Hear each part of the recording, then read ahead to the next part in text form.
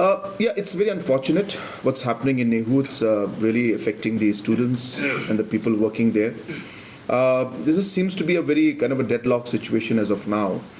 I have been obviously talking at different levels to the ministry and to the minister himself and others, and even to Nehu. But as you're all aware that Nehu is a body that's directly under the central government, so it's very kind of a touchy issue for us to directly get involved, and we can only play a role of mediation between the two, which is what we've been doing. But even while we mediate, when we give certain recommendations and suggestions, and we say, well, what if we do this, then we need the support from all sides to then move forward with that recommendation, suggestions. And sometimes, obviously, because of ground situation, those are not possible, and again complications come up. So this is what we've been seeing in Nehu.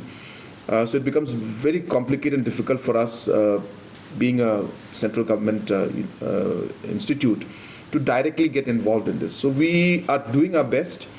Even as we speak today, I think the education minister is in talks with some of the officials from Nehu, trying to find a solution to this deadlock that we're having.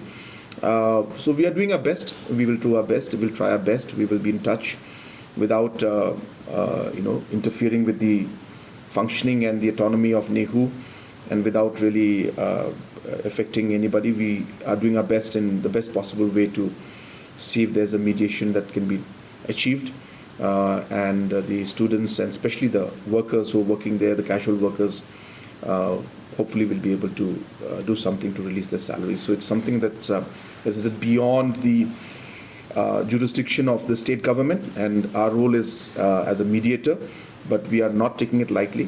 We are doing our best to see, because at the end of the day it is our people who are suffering, and we would like to see that we can be part of the solution.